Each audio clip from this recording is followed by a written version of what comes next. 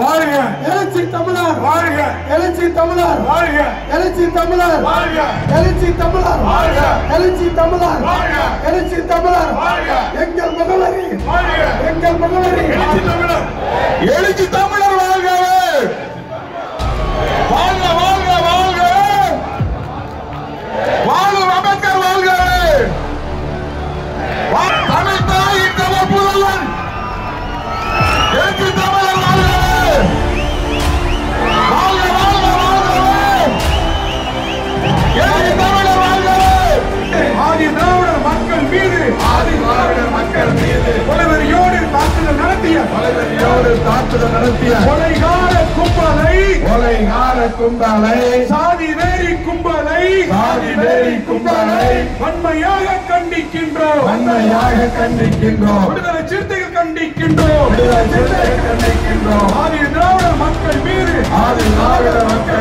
நிகழ்த்தப்பட்ட வன்முறைக்கு வன்கொடுமை தடுப்பு சட்டத்தின்படி வழக்கு பதிவு செய்யாத புதுக்கோட்டை மாவட்ட காவல்துறையை கண்டிக்கின்றோம் விடுதலை சிறுத்தையை கண்டிக்கின்றோம் தமிழக அரசே காவல்துறையை விடுதலை செய் வடகாடு வன்முறையில் பாதிக்கப்பட்ட இளைஞர் மீது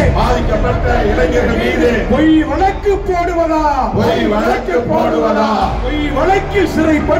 பொய் வழக்கில் சிறைப்படுத்திய ஆதி திராவிடர் இளைஞர்களை விடுதலை செய் தமிழக அரசே விடுதலை செய் தப்ப விடாதே தமிழக அரசே தப்ப விடாதே காவல்துறையை தப்ப விடாதே வடகாடு வன்முறையில் ஈடுபட்ட குற்றவாளிகளை சாதி வெறி கும்பலை வன்முறை கும்பலை தப்ப விடாதே நடவடிக்கை எடு ஆதி திராவிடர் மக்கள் மீது கொலை வெறி தாக்குதல் நடத்திய சாதி வெறிகள் மீது உடமைகளை நாசப்படுத்திய சாதி வேறி கும்பல் மீது நடவடிக்கை எடு அனைவர் மீதும் நடவடிக்கை எடு அன்பார்ந்த வடகாடு சாதி வெறியாட்டத்தை கண்டித்து ஒருங்கிணைக்க பெற்றிருக்கிற இந்த மாபெரும் கண்டன ஆர்ப்பாட்டத்தை முன்னிலை வகித்து நெறிப்படுத்திக் கொண்டிருக்கிற கட்சியின் மாவட்ட செயலாளர்கள் இளமதி அசோகன் அவர்களே, கரு வெள்ளை நெஞ்சன் அவர்களே, நாம் அனைவரையும் வரவேற்று சிறப்பித்திருக்கிற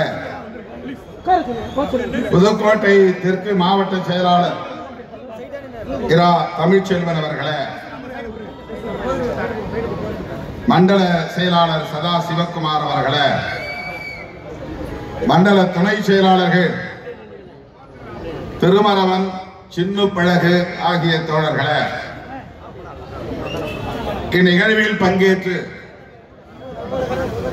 இதனை சிறப்பித்துக் கொண்டிருக்கிற கட்சியின் முன்னணி தோழர்கள் ஏசி பாவரசு, சா ரஜினிகாந்த், இரா கிட்டு, வளவன், கதிர்வளவன், பாரிவல்லன், இளந்தமிழன், ரமேஷ் பாண்டியன் ஆகிய தம்பிகளே, மற்றும் சுர்ஜித்,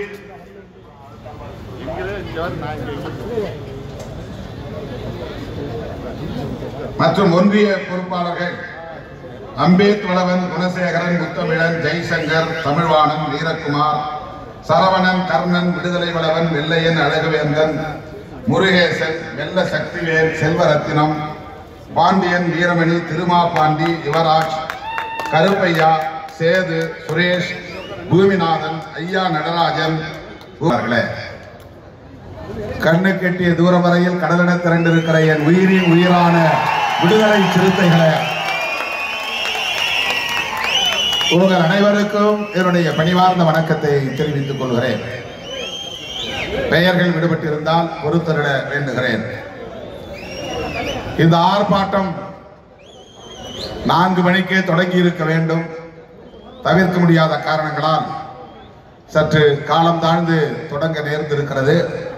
அதற்காக முதலில் வருத்தத்தை தெரிவித்துக் கொள்கிறேன். பெரம்பலூர் அருகே துறையூரில் ஒரு நிகழ்ச்சியை முடித்துக் கொண்டு திருச்சிராப்பள்ளியிலும் ஒரு நிகழ்வில் பங்கேற்று அதன் பின்னர் வந்து பத்திரிகையாளர்களை எல்லாம் சந்தித்து விட்டு இங்கே வந்து சேர இவ்வளவு காலத்தாழ்வு நேர்ந்து விட்டது. எப்போது போல் பொறுமையோடு காத்திருக்கிற உங்களுக்கு என்னுடைய நன்றியை உரித்தாக்குகிறேன். வழக்கம் போல இயற்கை நமக்கு ஒத்துழைக்கும் என்கிற நம்பிக்கையோடு நாம் இந்த நிகழ்ச்சியை, இந்த கண்டன ஆர்ப்பாட்டத்தை நடத்தி முடிப்போம். பல பேர் முன்னணி தோழர்கள் இங்கே வந்திருக்கிறார்கள். குறிப்பாக மாவட்ட பொறுப்பாளர்கள் எல்லாம் இந்த ஆர்ப்பாட்டத்திலே உரையாற்ற வேண்டும் என்கிற ஒரு தேவை உள்ளது. ஆனால் மழையின் காரணமாக அனைவரின் சார்பாக நான் மட்டுமே பேசுவது என்று முடிவெடுத்து உங்கள் முன்னால் நின்று கொண்டிருக்கிறேன். காவல்துறை முதலில் இந்த ஆர்ப்பாட்டத்திற்கு அனுமதி வழங்கவில்லை. 13ஆம் தேதி நாம் நடத்துவதாக அறிவித்திருந்தோம். அதற்கு காவல்துறை சொன்ன விளக்கம், இருதரப்பாரும் கேட்கிறார்கள், அனுமதி கேட்கிறீர்கள், ஆகவே இருவருக்கும் நாங்கள் அனுமதி தர முடியாது என்று மறுத்தார்கள். நான் கூட உயர் அதிகாரிகளிடத்திலே பேசுகிற போது சொன்னேன், ஆதிதிராவிடர் பக்கத்தில் பாதிப்பு இருக்கிறது, ஊருக்குள்ளே புகுந்து தாக்குதல் நடத்தி இருக்கிறார்கள், ஒரு வீட்டை முழுமையாக எரித்து சாம்பலாக்கி இருக்கிறார்கள், 6 வீடுகளுக்கு மேல் அடித்து சேதப்படுத்தி இருக்கிறார்கள், சொத்துக்களை சூறையாடி இருக்கிறார்கள், 6 பெண்கள் உட்பட 12 பேர் காயமடைந்து மருத்துவமனையிலே அனுமதிக்கப்பட்டிருக்கிறார்கள், 3 இருசக்கர வண்டிகளை எரித்திருக்கிறார்கள், 2 கார்களை எரித்திருக்கிறார்கள். இவ்வளவு பாதிப்புகள் அடைந்த நிலையிலே நீதி கேட்டு பாதிக்கப்பட்டவர்கள் போராடுவதும் தாக்கியவர்கள் போராடுவதும் ஒன்றா? 2 பேரும் எப்படி நீங்கள் சமமாக பார்க்கிறீர்கள்? அவர்களுக்கு அனுமதி மறுத்தால் பாதிக்கப்பட்டவர்களுக்கும் அனுமதி மறுப்பது எந்த வகையிலே நியாயம் என்று கேட்டேன். அவர்களிடத்திலே பதில் இல்லை. இரு தரப்பாருக்கும் இல்லை, அவ்வளவுதான். இந்த நிலையில் உடனடியாக உயர்நீதிமன்ற கிளை, மதுரையில் உள்ள கிளையில் நாம் வழக்கு தொடுத்து பாதிக்கப்பட்ட தரப்பிலே போராட்டம் நடத்துவதற்கு காவல்துறை அனுமதிக்கவில்லை. எங்கள் தரப்பில் நியாயம் கோருவதற்கு, நீதி கோருவதற்கு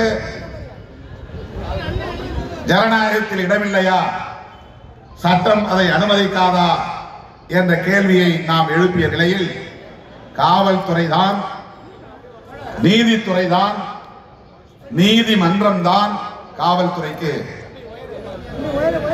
இந்த ஆணையை பிறப்பித்தது. உடனடியாக விடுதலை சிறுத்தைகள் கட்சிக்கு அனுமதி வழங்க வேண்டும் போராட்டம் நடத்துவதற்கு.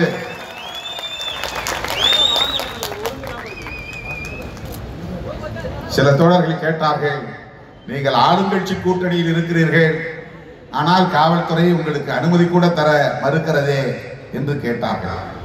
ஆளுங்கட்சி கூட்டணியில் இருப்பதால் தான் காவல்துறை இப்படி நடந்து கொள்கிறது, அதை புரிந்து கொள்ள வேண்டும். ஆளுங்கட்சி கூட்டணியில் இருப்பதால் விடுதலை சிறுத்தைகளுக்கு காவல்துறை சலுகை செய்கிறது என்று யாரும் சொல்லிவிடக் கூடாது. அது அரசுக்கு கெட்ட பெயரை உருவாக்கிவிடும். ஆதலால் ஆளுங்கட்சி கூட்டணியில் இருக்கிற விடுதலை சிறுத்தைகளுக்கு நாங்கள் அனுமதி மறுக்கிறோம் என்று பொது கருத்தை உருவாக்குவதுதான் அதன் நோக்கம் என்று நான் சொன்னேன். பல போராட்டங்களுக்கு இப்படி அனுமதி வாங்கித்தான் நாம் நடத்தி கொண்டிருக்கிறோம். கூட்டணி நிலைப்பாடு என்பது வேறு. மக்களின் பிரச்சனைகளுக்காக சமரசமின்றி போராடுவது என்பது வேறு. வேங்கை வயல் பிரச்சனையில் கூட நாம் இதே புதுக்கோட்டையில் 2 நாட்களில் இதுபோல மிக பெரும் திரளை கூட்டி ஒரு மாபெரும் ஆர்ப்பாட்டத்தை நடத்தினோம். அதுவும் டிசம்பர் 31ஆம் தேதி. 26ஆம் தேதி அந்த சம்பவம் நடந்தது என்று கருதுகிறேன்.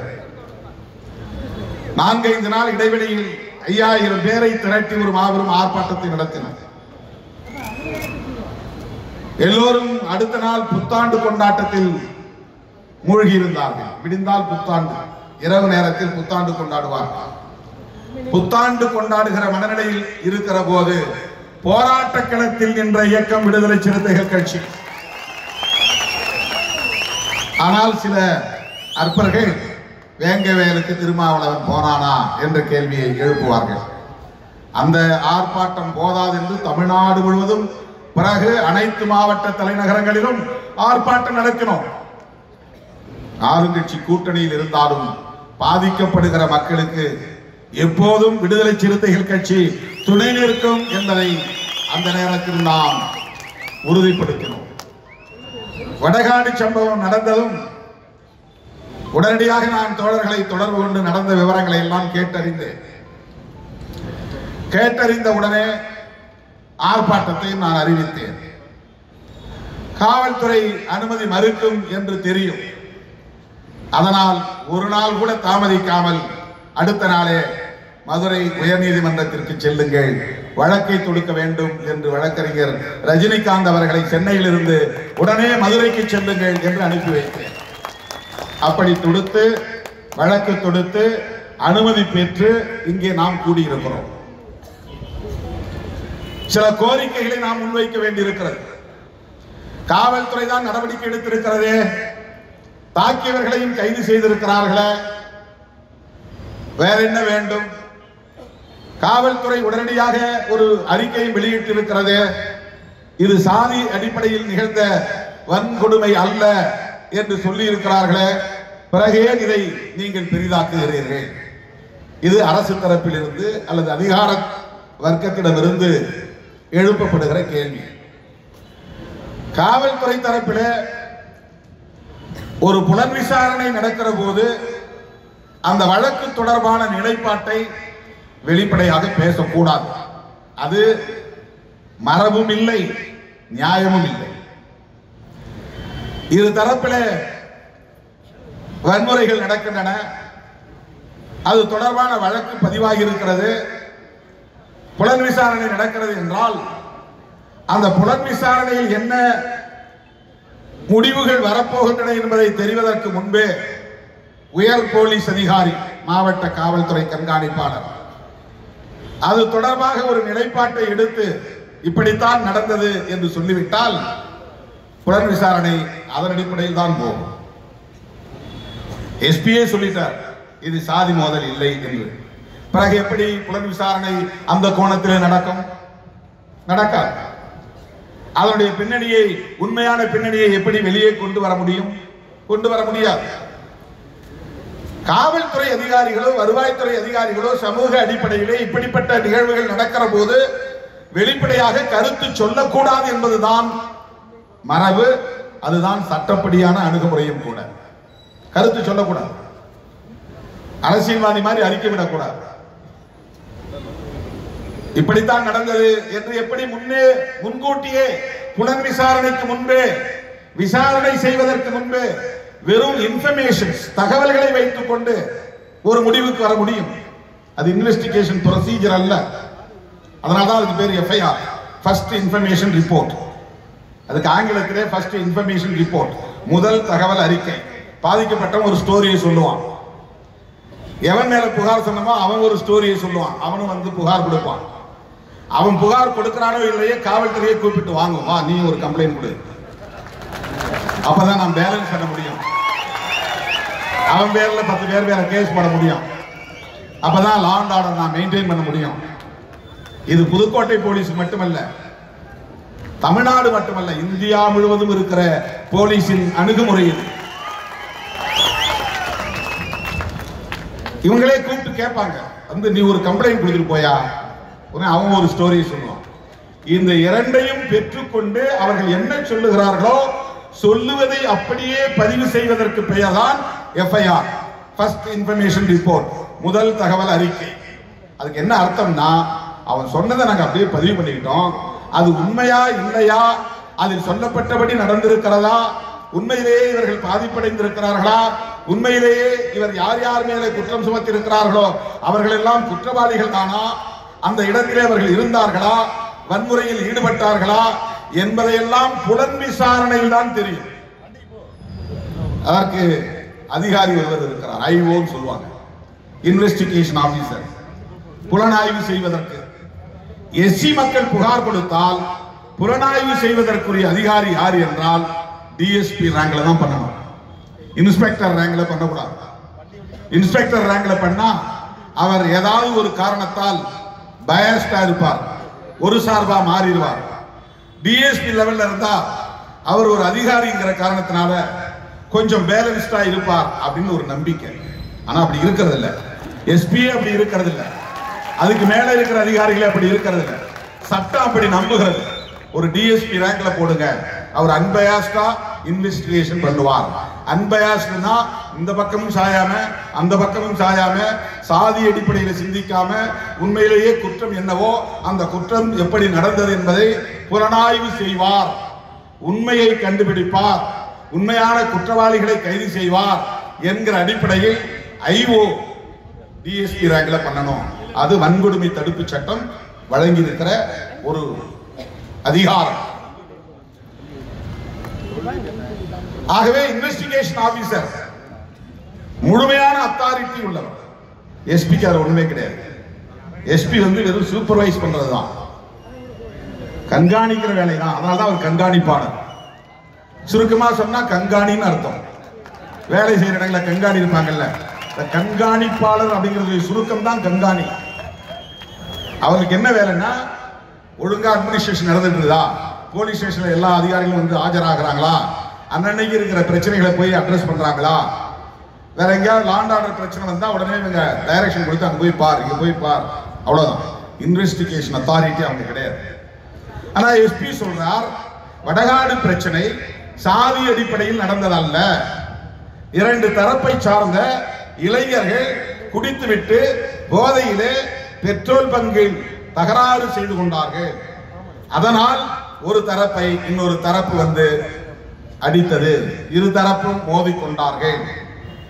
அதில் தெருவுக்குள்ளே வந்த 4 பேரையும் பிடித்து வைத்துக் கொண்டார்கள், உள்ளே போட்டு கட்டி போட்டார்கள். இது உண்மை அல்ல. இப்ப நாங்க எந்த அடிப்படையில் சொல்றோம், நாங்க பாதிக்கப்பட்டவர் தரப்பிலிருந்து கருத்தை கேட்கிறோம். பொதுவாக அவர்கள் தரப்பிலும் சமூக ஊடகங்களில் பதிவு செய்வதை படிக்கிறோம், காவல்துறை சொல்லுவதையும் உள்வாங்கிக் கொள்கிறோம். ஏறத்தாழ 40 ஆண்டு காலம் இந்த களத்தில் இது போன்ற நூற்றுக்கணக்கான பிரச்சனைகளை எதிர்கொண்டிருக்கிறோம். உள்ளே புகுந்து அடித்தது உண்மையா இல்லையா, சம்பவம் நடந்தது. நூற்றுக்கணக்கானவர்கள் ஆதி திராவிடர் சமூகத்தின் தெருவுக்குள்ளே புகுந்து தாக்குதல் நடத்தியது உண்மையா இல்லையா, அதை மறுக்க முடியுமா? வீடு எரிந்தது உண்மையா இல்லையா, அதை மறுக்க முடியுமா? கார்கள் எரிந்தது உண்மையா இல்லையா, அதை மறுக்க முடியுமா? 2 சக்கர வண்டிகள் எரிக்கப்பட்டன, அது உண்மையா இல்லையா, அதை உண்மை இல்லை என்று மறுக்க முடியுமா? 13 பேர் காயமடைந்தார்கள், 6 பேர் பெண்கள் அரசு மருத்துவமனையிலே அனுமதிக்கப்பட்டார்கள், உண்மையா இல்லையா? இல்லை என்று மறுக்க முடியுமா? இவ்வளவு நடந்திருக்கிறது. இதுபோல இன்னொரு சமூகத்தின் தெருவுக்குள்ளே இவர்கள் புகுந்தார்கள் என்ற சான்று உண்டா? உள்ளே புகுந்து தாக்கினார்கள், காயம்பட்டார்கள், வண்டிகள் எரிக்கப்பட்டன, குடிசைகள் எரிக்கப்பட்டன, சொத்துக்கள் சூறையாடப்பட்டன, சான்றுகள் உண்டா? சொல்ல முடியுமா? ஆக ஒரு தரப்பிலே வன்முறை நடந்திருக்கிறது, தாக்குதல் நடந்திருக்கிறது, பாதிப்பு நடந்திருக்கிறது.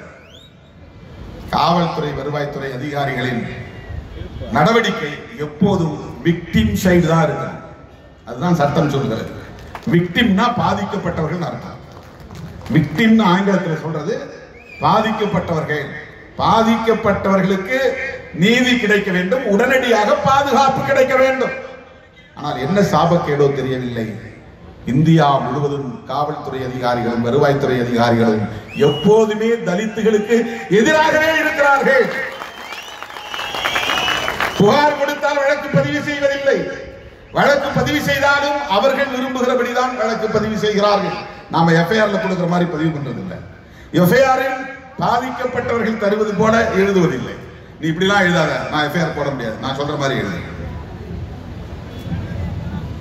கொடுங்காயம் அடைந்தால் அதற்கு தனி செக்ஷன், தீ வைத்தால் அதற்கு தனி செக்ஷன், சாதி பெயரை சொல்லி இழிவுபடுத்தினால் அதற்கு தனி செக்ஷன், சொத்துக்களை சூறையாடினால் அதற்கு தனி பிரிவு.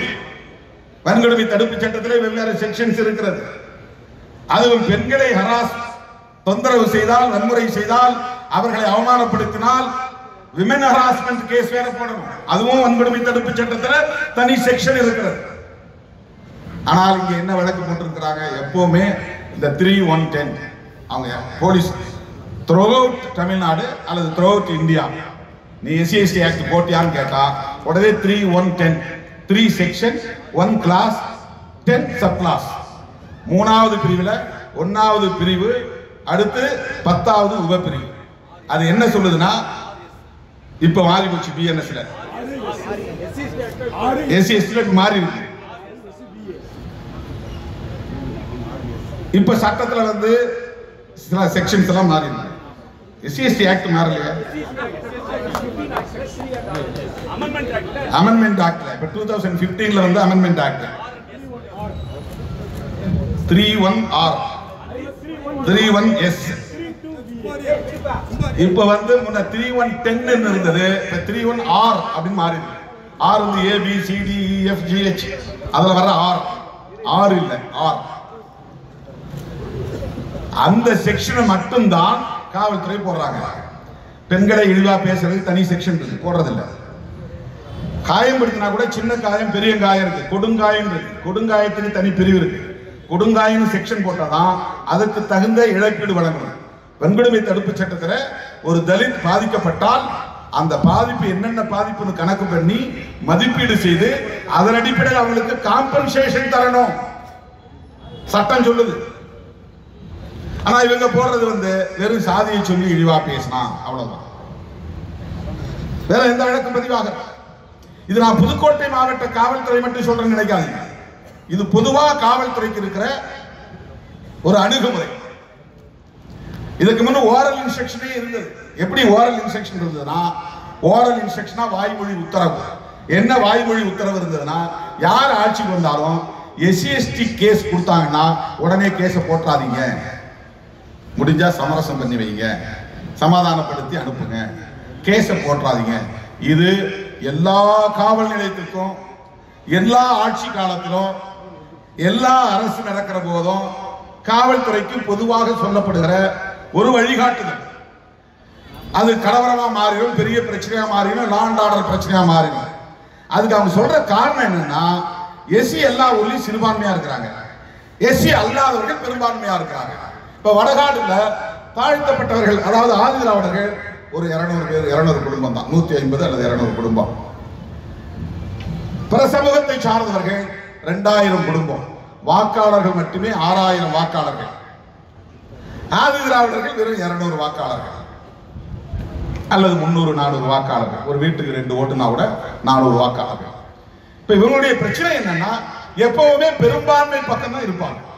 அவங்க திடீர்னு திரண்டு வந்துட்டா என்ன பண்றது? இப்ப அவங்க சாலை மறியல் பண்ணாங்கன்னா எஸ்சி தரப்புலையும் கைது பண்ணுவாங்க, பிடிச்சிட்டு போய் உள்ள வச்சுருவாங்க. இவன் போய் ப்ரொடெஸ்ட் பண்ணக்கூடாது. தாக்குதல் நடத்துகிறவன் ஏரியாவுக்கு போய் நின்று அவனை வெளியே எங்கேயும் போவான் தடுக்க மாட்டாங்க, அவன் ஃப்ரீயா சுத்துவான். எஸ்சி தெருவை சுத்தி போலீஸ் வந்து நின்றுவாங்க. இவன் வெளியே போயிடக்கூடாது, இவன் திரண்டக்கூடாது. இவனுக்கு மாறலா ஒரு எப்போதுமே ஒரு அச்சுறுத்தல். போலீஸ் வந்து நின்னா ஐயோ போலீஸ் பிடிச்சிருவாங்க, நம்ம வீட்டுக்குள்ளே இருக்கணும், இல்லைன்னா நம்ம வந்து எந்த பிரச்சனையும் பண்ணக்கூடாது, கையில ஆயுதங்கள் எடுக்கக்கூடாது. தாக்குனவன் திரும்ப திரும்ப தெருவுக்கு வருவான், கடத்தெருவில் திரிவான், போலீஸோட உறவாடுவான், அவனை பேசிட்டே திரிவான். இவன் தான் அடிச்சா, இவன் தான் தாக்குனா, இவன் தான் பண்ணாங்கிறது எல்லாமே மீடியாவில் தெரியும். ஆனா அவன் மேல கை வைக்கவே மாட்டாங்க போலீஸ், அவன் தெரிஞ்சுக்கிட்டே இருப்பான். அது வடகாட்டில் நடந்திருக்குமே, இப்பவும் நடக்குமே. அவன் சுத்திட்டு திரிவானே, அடிச்சவன் கைது பண்ண மாட்டாங்களே.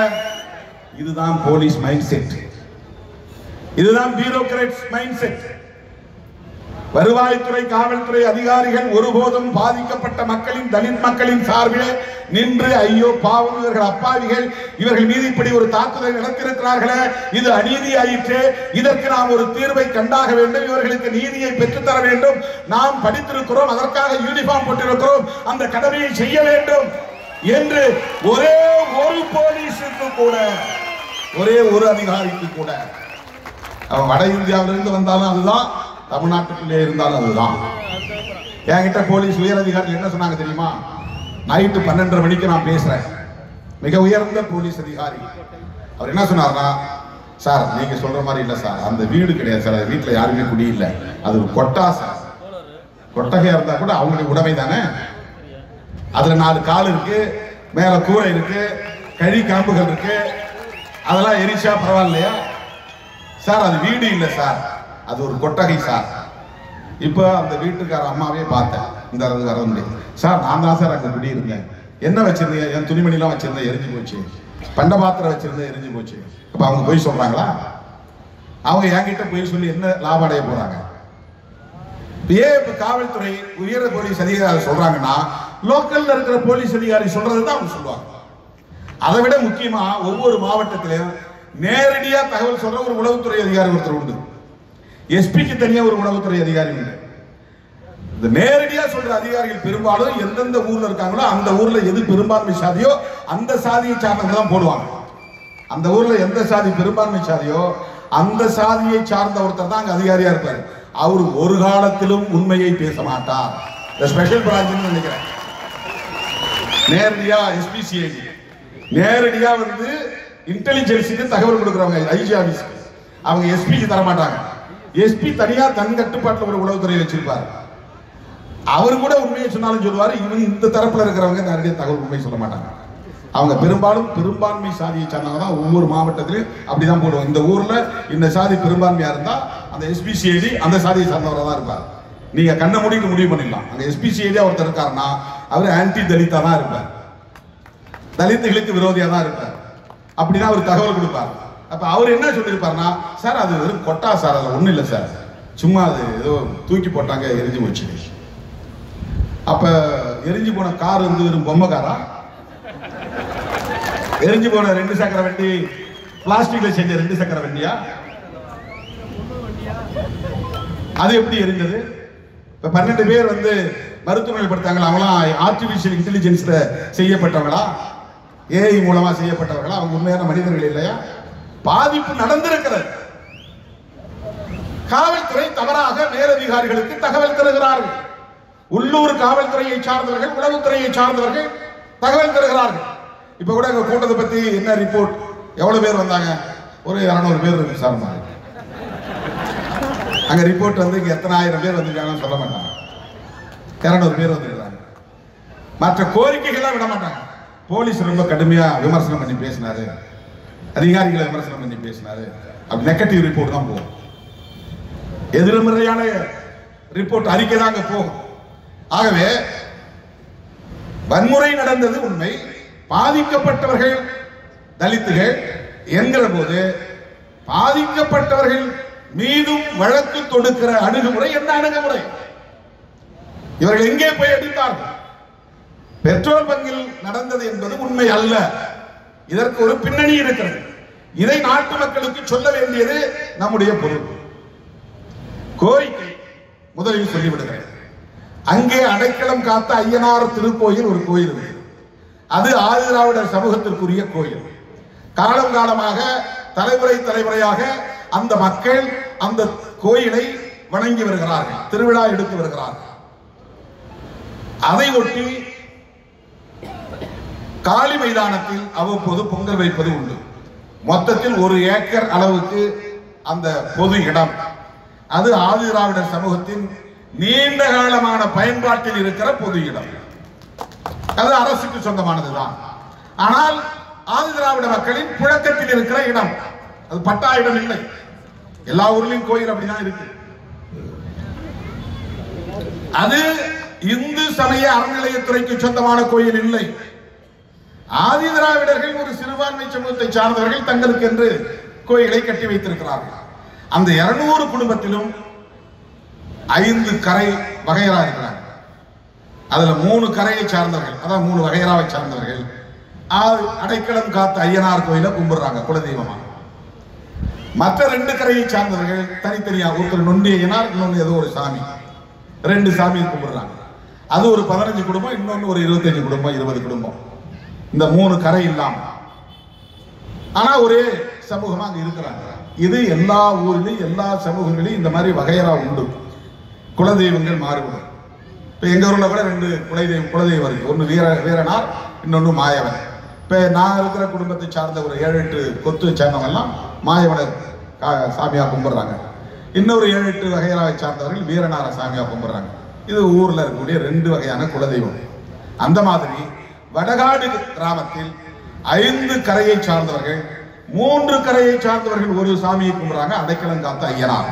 அந்த அடைக்கலம் காத்த ஐயனார் சாமியை கும்பிடுகிறவர்கள் பெரும்பான்மை, 100 குடும்பங்களுக்கு மேல. மற்ற 2 வகை கரைகளை சார்ந்தவர்கள் மொத்தத்திலே 30 குடும்பம் அல்லது 35 குடும்பம், அவ்வளவுதான். இந்த அடைக்கலம் காத்த ஐயனார் கோவில் இருக்கிற இடம் சற்றொப்ப 1 ஏக்கர், 3/4 ஏக்கர்ங்கிறாங்க, 1 ஏக்கர்ங்கிறாங்க. கோயிலுக்கு முன்னால திண்டு மாதிரி கல்லு கட்டி அதுல உபசாமிகள், இந்த துணை தெய்வங்கள் எல்லாம் சிலை வைக்கிறது, அருவாள் வைக்கிறது, கொடுவாள் வைக்கிறது, அம்பு வைக்கிறது, கத்தி வைக்கிறது, இந்த மாதிரி கட்டுறாங்க. காலங்காலமாக இந்த கோயில் வெறுமன இருந்து பாழடைந்த நிலையில் இப்ப புதிதா அதை இடித்து நல்ல பெருசா அகலமா கட்டலாம் அப்படின்னு முயற்சிக்கிறாங்க. அங்க இருந்தான் பிரச்சனை வருகிறது. இந்த பிரச்சனையை புலனாய்வில காவல்துறை அறிந்திருக்க வேண்டுமா வேண்டாம்? வடகாடு கிராமத்தில் பிரச்சனை முதலில் 2009 தொடங்குகிறது. அப்போதே அவர்கள் சாமி கும்பிடுகிற போது பிரச்சனைகள் செய்திருக்கிறார்கள். 2015 கோவிலை இடித்து பெரிதாக கட்டுகிறார்கள். அப்படி கட்டக்கூடாது என்று எதிர்ப்பு. அவ்வப்போது அம்பேத்கர் படம் போட்ட பதாகைகளை வைக்கிறார்கள் கடைவீதியில. அந்த பதாகையை கிழிக்கிறார்கள். புகார் கொடுத்தால் நடவடிக்கை இல்லை. அதெல்லாம் கண்டுக்க மாட்டாங்க. போலீஸ் கொடுத்தா போய் பார்த்துக்கலாம், அதெல்லாம் ஒன்றாவது. இந்த மாதிரி பல சம்பவங்கள் நடந்திருக்கிறது. ஒரு 20 ஆண்டுகளுக்கு முன்னால் இன்னொரு சமூகத்தை சார்ந்த இளைஞர்கள் அந்த பொது இடத்துல நாங்க வாலிபால் விளையாடுறோம், எங்களுக்கு இந்த இடத்தை கொடுங்க. அவங்க 2000 குடும்பம் இருக்கிறாங்க. அவங்களுக்கு பல இடங்கள்ல பொது இடம் கிடக்குது, விளையாடுறதுக்கு இடம் கிடக்குது, சந்தைப்பேட்டையில இடம் கிடக்குது, அங்கெல்லாம் போய் விளையாடலாம். சரி, இது பக்கத்திலே இருக்கு கேட்கறாங்க. இவங்க பெரும்பாலும் இலகிய மனம் உள்ளவர்கள், பெருந்தன்மை உள்ளவர்கள். நம்ம ஊர் பசங்க கேட்கறாங்க, சரி விளையாண்டுங்க, அது பொது இடம் தானே, விளையாண்டுங்க. அப்படி விளையாடி கொண்டிருந்தவர்கள் கோவிலை கட்ட எதிர்ப்பு தெரிவிக்கிறார்கள், விரிவுபடுத்த எதிர்ப்பு தெரிவிக்கிறார்கள். நாங்க கோயிலை கட்ட போறோம், இன்னும் பல ஏற்பாடுகள் செய்ய வேண்டும், இனிமேல் நீங்கள் இங்கே வாலிபால் விளையாட வேண்டாம் என்று சொன்னதுதான் பிரச்சனை. திருமாவளவன் படம் போட்ட பதாகை வைத்தால் கிழித்தெறிவது, அம்பேத்கர் படம் போட்ட பதாகை வைத்தால் கிழித்தெறிவது. ஏன் அந்த 2 கார் அடித்து உடைத்திருக்கிறார்கள் என்றால், தீ வைத்திருக்கிறார்கள் என்றால், ஒரு வண்டியிலே திருமாவளவன் படம் இருந்திருக்கிறது, விடுதலை சிறுத்தைகளின் கொடி போடப்பட்டிருக்கிறது. அண்மையிலே மாண்புமிகு முதலமைச்சர் அவர்கள் சட்டமன்றத்திலே ஒரு தீர்மானம் கொண்டு வந்தார். இனிமேல் அரசு ஆவணங்களில் அல்லது புழக்கத்தில் காலனி என்கிற சொல்லை கையாளக்கூடாது. வடகாடு என்பது கிராமத்தின் பெயர். ஆனா எஸ்சி மக்கள் இருக்கிற பகுதி மட்டும் எஃப்ஐஆர்ல போட்டாலும் வேற எந்த ரெக்கார்டு போட்டாலும் வடகாடு காலனி, ஊர் ஒண்ணு தானே, வடகாடுன்னு போட்டா போதும் இல்ல, ஏன் 2ஆ பிரிச்சு காட்டணும்? அதுக்கு என்ன தேவை வந்ததுன்னு தெரியல. அவனும் வடகாடு, இவனும் வடகாடு. வடகாடுன்னு சொன்னா போதும், அதை 2ஆ பிரிச்சு சொல்ல வேண்டிய தேவை என்ன இருக்கிறது? அப்படி அடையாளப்படுத்தினா அதுக்கு வார்டு நம்பரை சொல்லுங்க. இது 4வது வார்டு, அது 5வது வார்டுன்னு சொல்லுங்க. ஊராட்சியில் வார்டு இருக்கா இல்லையா? பேரூராட்சியில் வார்டு இருக்கா இல்லையா? எப்படியா இருந்தாலும் எழுதும் போது பிரிச்சுதான் எழுதணும். அது புத்திலே ஊறி போச்சு, ரத்தத்திலே ஊறி போச்சு. வடகாடு காலனி. இப்ப முதலமைச்சர் இனிமே அதை பயன்படுத்தக்கூடாதுன்னு சொன்னாங்க. இந்த ஊர்ல இருக்கிற பையங்க கொஞ்சம் விவரம் தெரிஞ்ச பசங்க, அரசியல் புரிதல் உள்ள பசங்க இதை புரிஞ்சுக்கிட்டு உடனே முதலமைச்சருக்கு நன்றி அப்படின்னு வியாபாரத்தையும் போட்டு வச்சுட்டாங்க. அதை பெட்ரோல் ஊத்தி கொடுக்குறாங்க. இது சாதி மோதல் இல்லையா? முதலமைச்சர் படமும் இருக்கக்கூடிய டிஜிட்டல் பேனர், திருமாவளவன் படம் மட்டும் இல்ல, அதுல அம்பேத்கர் படம் மட்டும் இல்ல, முதலமைச்சர் தளபதி மு.க. ஸ்டாலின் அவர்களின் படமும் அதுல இருக்கு. அவருக்கு தான் நன்றி சொல்லப்படுகிற பதாகை அது. அந்த பதாகையை தீ வைத்து கொளுத்துகிறார்கள். அதுவும் பெட்ரோல் கொண்டு வந்து அதை ஊற்றி கொளுத்தி இருக்கிறார்கள் என்றால் இது சாதி அடிப்படையிலானதா இல்லையா? முத்துமாரியம்மன் தேரோட்டத்தில் நாம் பங்கேற்பதில்லை என்று அடைக்கலம் காத்த ஐயனார் கோயிலை அந்த சாமியை வழிபடக்கூடிய ஒரு பிரிவினர், 3 வகையாக்களை சார்ந்த ஒரு பிரிவினர் முன்கூட்டியே முடிவு செய்து இப்படிதான் பிரச்சனை இருக்கு, நாம தேரோட்டத்துக்கு போக வேண்டாம் அப்படின்னு முடிவு பண்றாங்க. முத்துமாரியம்மன் கோயிலுக்கு அவங்க போகல, தேரோட்டத்துக்கு அவங்க போகல. ஏன் வம்பு? இப்ப அவங்களுக்கு இருக்கிற ஒரு காமன் சென்ஸ் பாருங்க. அவங்க கூடி முடிவு பண்ணி வேணாம், ஏற்கனவே இந்த பிரச்சனை இருக்கிறதுனால வேண்டாம். அப்ப ஒரு பிரச்சனை இருக்குங்கிறது தெரியுதுல்ல, இப்படி போலீஸ் அங்க இல்லைன்றாங்க, சாதி அடிப்படையில் இது நிகழ்வுங்கிறாங்க. அந்த சாதாரண மக்களுக்கு அந்த புரிதல் இருக்கு. ஏற்கனவே இந்த கோயில் தொடர்பான வழக்கு 2005 வழக்கு போட்டிருக்காங்க. ஏன் வழக்கு போட்டாங்கன்னா அதுக்கு ஒரு பின்னணி இருக்கு. அது பொது இடம் தானே சொல்லி அந்த இடத்துல காவல் நிலையம் கட்டுறதுக்கு வராங்க. நல்ல மெயின் ரோடு, அந்த பிரதான சாலை ஓரத்தில் அது இடம் இருக்கு. அது எஸ்சி இடமா இருந்தா அவங்களால அதை பொறுத்துக்க முடியாது. கோவில்பட்டி அந்த ஊர் என்ன ஊர் பிரச்சனை? குறிஞ்சாங்குளம். குறிஞ்சாங்குளத்துல கூட அது ரோட்டோரத்திலே அந்த மக்களுடைய புழக்கம் இருக்கு, கோயில் இருக்கு. அதுதான் பிரச்சனை. மெயின் ரோட்ல இவங்க இருக்கிறதா, உள்ள இருந்தா பிரச்சனை கிடையாது. எஸ்சி தெருனா அது உள்ள இருக்கணும், இன்டீரியரா இருக்கணும். பொதுமக்கள் நடமாடுற இடத்துல அது இருக்கக்கூடாது. இவங்க இடம் வாங்கி போட்டுருந்தாங்கன்னா அந்த இடத்துல இந்த மக்கள் குடியிருக்க கூடாது, அதுக்கு லேண்ட் வேல்யூ இருக்காதுன்னு உடனே அந்த மக்களை காலி பண்ணாதான் அந்த லேண்டுக்கு வேல்யூ வரும். மெட்ராஸில் நிறைய இடங்கள் அப்படிதான் அப்புறப்படுத்தினாங்க. சிங்கார சென்னைங்கிற பேர்ல எஸ்சி மக்கள் எல்லாம் தூக்கி வந்து ஒக்கியம் துறைப்பாக்கம் போட்டாங்க. அதுக்கு முக்கிய காரணம் என்ன? சென்னையை அழகுபடுத்துறதுனாக்கா இப்ப எஸ்சி மக்கள் இருந்தால் அது அழகா இல்லைங்கிறது அர்த்தம். அதுதானே அர்த்தம். அதை விட முக்கியமா லேண்ட் வேல்யூ, அந்த நிலத்தினுடைய மதிப்பீடு வந்து எஸ்சி மக்கள் குடியிருந்தா யாரும் வந்து வாங்க மாட்டாங்க, விலை போகாது, விலை குறைச்சலா இருக்கும். ரொம்ப மெயினான இடத்துல இருந்தா இவ்வளவு மெயினான இடத்துல இவங்க இருக்கிறாங்களே அப்படிங்கிற ஆத்திரம். இப்ப அந்த இடத்துல காவல்துறை காவல் நிலையம் கட்டுவதற்கு வருகிறது. பொது இடம் கட்ட வராங்கன்னு பொதுவா சொல்லலாம். மேலோட்டமா பார்த்தா, லாஜிக் படி பார்த்தா கரெக்ட். இது ஒண்ணு உங்க பட்டா இடம் இல்லையே, இது வந்து கவர்மெண்ட் லேண்ட் தானே, இந்த இடத்துல அரசாங்கம் கட்டிடம் கட்டுறத உங்களுக்கு என்ன பிரச்சனை, அரசாங்க இடம் கட்டித்தான் தீருவோம் அப்படின்னு அதிகாரிகள் பேசுவாங்க. இப்ப கள்ளக்குறிச்சி பக்கத்தில் அப்படிதான் 25 வருஷத்துக்கு முன்னாடி பட்டா கொடுத்த இடம் 137 பேருக்கு பிருத்திவி மங்கலம்னு. அதுக்கு பக்கத்துல கலெக்டர் ஆபீஸ் இருக்கிறதுனால அந்த லேண்ட் வேல்யூ கூடி போயிடுச்சு. உடனே அதை காலி பண்ணணும், அங்க நாங்க குவார்டர்ஸ் கட்டணும். ஏன் காலி பண்ணணும்?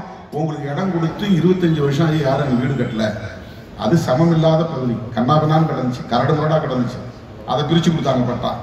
அதை போய் சமப்படுத்துறது எங்கள்கிட்ட சக்தி கிடையாது, அளந்து விடவும் இல்லை.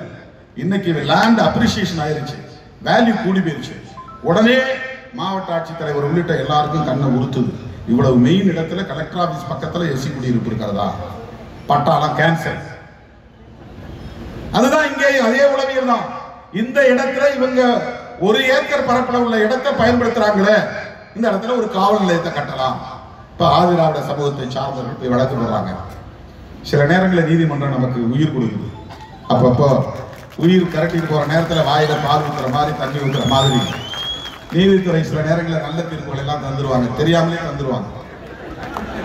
அது ஒரு சில நீதிபதிகள் நியாயவான்கள் இருக்கிறாங்க, ரொம்ப மோசமா தீர்ப்பு தரவங்க இருக்காங்க. அப்பப்ப ஏதாவது நல்ல தீர்ப்பு தந்துருவாங்க. இப்ப அந்த 10 பல்கலைக்கழக மசோதாக்களுக்கு அங்கீகாரம் தந்த மாதிரி உச்ச நீதிமன்றம்.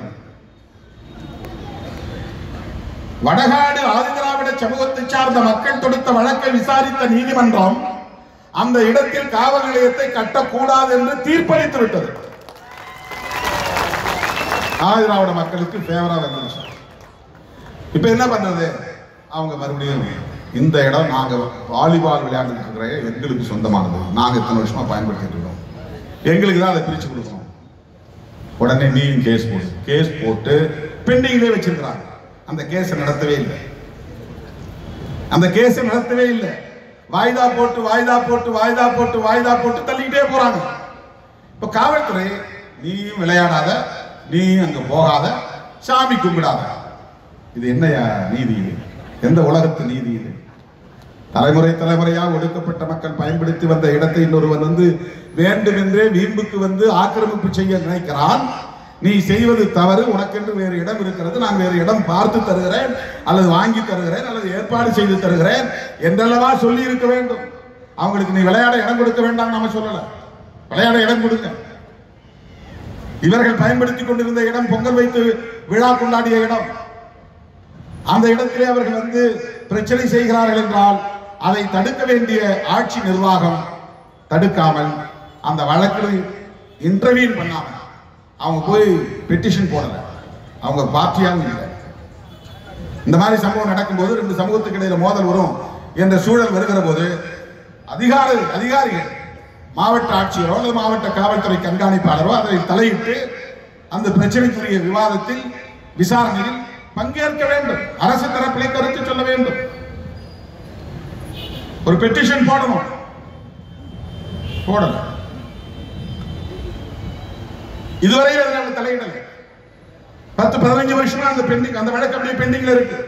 இந்த மக்கள் அதை பயன்படுத்த முடியல, கோயிலை கட்டி முடிக்கல, கும்பாபிஷேகம் கொண்டாட முடியல, சாமி கும்பிட முடியல.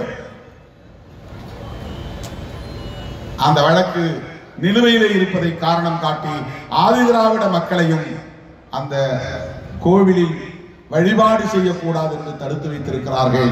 அந்த காளி மைதானத்திலே திருவிழா கொண்டாடக்கூடாது என்று தடுத்து வைத்திருக்கிறார்கள். ஒரு முறை கோயில போய் சுத்தம் செய்யலான்னு போனா அவங்க வந்து கலவரம் பண்றாங்க, சாலை மறியலில் ஈடுபடுறாங்க. சாலை மறியலில் ஈடுபடும் போது 2 பேரையும் கைது பண்ணி ஸ்டேஷன்ல மண்டபத்தில் வச்சு 2 பேரையும் வெளியே விடுறாங்க. இவன் பாட்டு இவன் சும்மா இருக்கிறான், இவனையும் சேர்த்து கைது பண்றாங்க.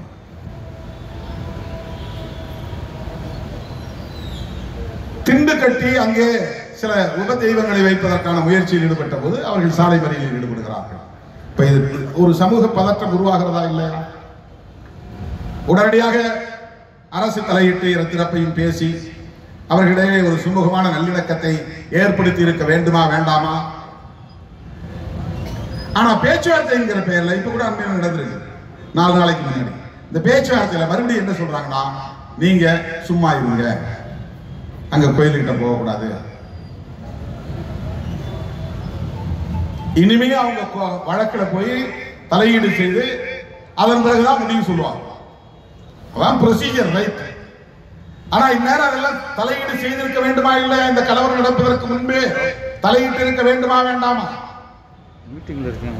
தமிழ்நாட்டில் எந்த சேரி கொடுக்கப்பட்டாலும் அங்க எஸ்பி போக மாட்டார், உடனே கலெக்டர் போக மாட்டார். காலனி தானே கொடுத்துனாங்க, சரி ரைட் பார்த்துக்கலாம். லோக்கல்ல போலீஸ்ட கூப்பிட்டு 2 தரப்புலையும் அரெஸ்ட் பண்ணுது, இமீடியட்டா செக்யூர் பண்ணு, மேல இருந்து போலீஸ் வருது, அவங்க தரப்புல வந்து லிமிட்டா பார்த்துக்கோ. 50 பேர் மேல புகார் கொடுக்குறாங்க, ஒரு 5-6 பேரை கைது பண்ணு, இந்த பக்கத்துல ஒரு 5-6 பேரை கைது பண்ணு, பேலன்ஸ் பண்ணு. இதுதான் டைரக்ஷன். உயர் நீதிமன்றத்தில் ஒருத்தர் போய் பப்ளிக் இன்ட்ரெஸ்ட் லிட்டிகேஷன் போடுறார், சண்முகன் ஒருத்தர். அந்த வழக்கை விசாரித்த நீதிபதி யாரோ ஒரு நல்ல மனுஷன், ஏன் இந்த வரலாம் கலெக்டர் அங்க போல, ஏன் எஸ்பி அங்க போல, போய் பார்க்க வேண்டாமா அப்படின்னு கேள்வி எழுப்பின பிறகு அம்மா போயிருக்கிறாங்க இந்த மாவட்ட ஆட்சித்தலைவர். அது நீதிமன்றம் கேள்வி எழுப்பின பிறகு. நீங்க கடந்த கால வரலாறு எதை வேணாலும் எடுத்து பாருங்க, எத்தனை சேரிகள் தாக்கப்பட்டிருக்கின்றன, எத்தனை சேரிகள் எரிக்கப்பட்டிருக்கின்றன, எத்தனை படுகொலைகள் நிகழ்ந்திருக்கின்றன. மதுரையெல்லாம் நான் உடனே இந்த இடத்துக்கு போய் நிற்பேன், காவல்துறை அதிகாரி நம்மளை வந்து தடுப்பாங்க, போகக்கூடாது, நாங்க பார்த்துக்கிறோம், லாண்டாட பிரச்சனை வந்துடும், உங்களை வெட்டிடுவாங்க. என்னை போய் மேலவள முருகேசன் உடலுக்கு மலர் விளைய வைக்க விடாம தடுத்தாங்க மேலூர்ல. சரி, நான் நிற்கிற இடத்திலே மலர் விளைய வச்சுட்டு போறேன், இந்த இடத்துலயும் மேலவள முருகேசன் காலடிப்பட்ட மண் இருக்கு, இந்த மண்ணிலே நான் அவனுக்கு வீர வணக்கம் செலுத்துறேன்னு மேலூர் கடை வீதியிலேயே காவல் நிலையத்தின் முன்னாலேயே 7 பேருக்கு மலர் வளை வச்சுட்டு வணக்கம் வச்சுட்டு டிஐஜி கணேசன் ஒருத்தர் இருந்தார். அவர் வந்து சார் சுச்சுவேஷன் சரியில்லை, அதனால தான் சொல்றாங்க. ஒரு நல்ல மனுஷன், இன்னைக்கு கொஞ்சம் போயிருங்க, எனக்கு பாதுகாப்பு கொடுத்து அந்த இடத்துக்கு அழைச்சிட்டு, அதுதான் போலீஸுடைய கடமை. பாதிக்கப்பட்டவர்கள் என்ன பார்த்தாங்கன்னா கொஞ்சம் அழுது தீர்த்தாங்கன்னா கொஞ்சம் டிஸ்சார்ஜ் ஆகும்.